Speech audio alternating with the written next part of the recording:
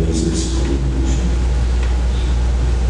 Am I that man who lay upon the bed? No, spirit. Oh, no, no, spirit. Please, not the man I was. I will not be the man I must have been before this intercourse. Why show me this if I am past all hope? Assure me that I yet may change those shadows which show me by an altered life. For the first time, the kind hand folded. I will honor Christmas in my heart and try to keep it all the year. I will live in the past, the present, and the future. The spirits of all three shall strive within me. I will not shut out the lessons that they teach. Oh, tell me I may sponge away the writing on that stone.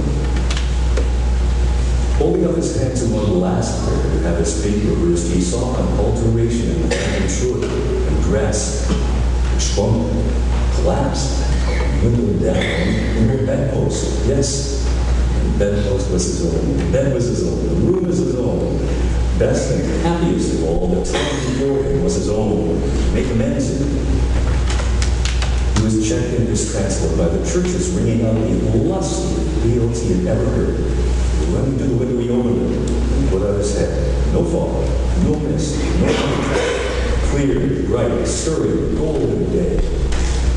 What's today? Cried Scrooge, calling down to a boy in Sunday clothes who perhaps had loitered in and overlooked him. Hey, what's today, my fine fellow? Today? What? Christmas Day? It's Christmas Day. I haven't missed it. Hello, my fine fellow. Hello. You know the Poulterers in the next week but one at the corner. I should hope I did. An intelligent boy, a remarkable boy. Do you know whether they sold the prize turkey that was hanging up there? Not the little prize, the big one. What? The one as big as me?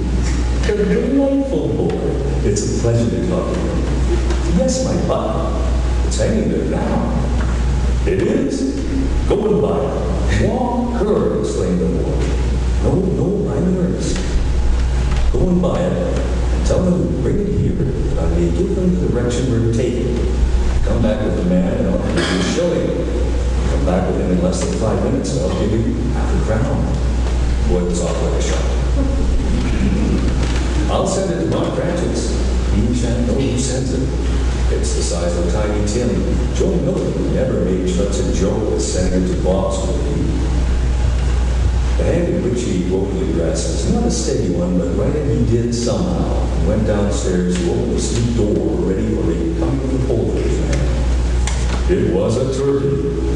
He never could have stood upon his legs that turkey. He would have snapped them short off in a minute, like sticks of ceiling lights.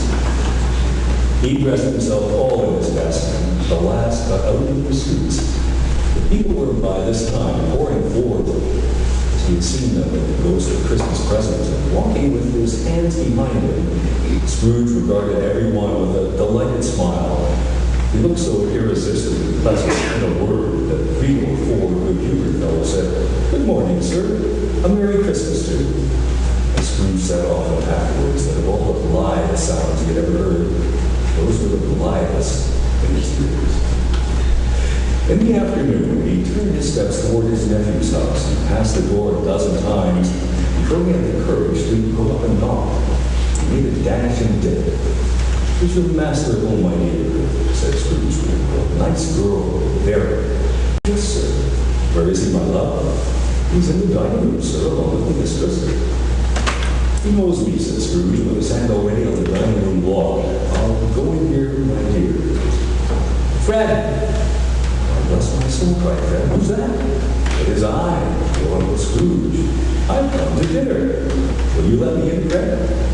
"Let him in." It's mercy he didn't shake his arm off. He was at home in 5 minutes. Nothing could be harder. His niece looked just the same. So did Toppy when he came.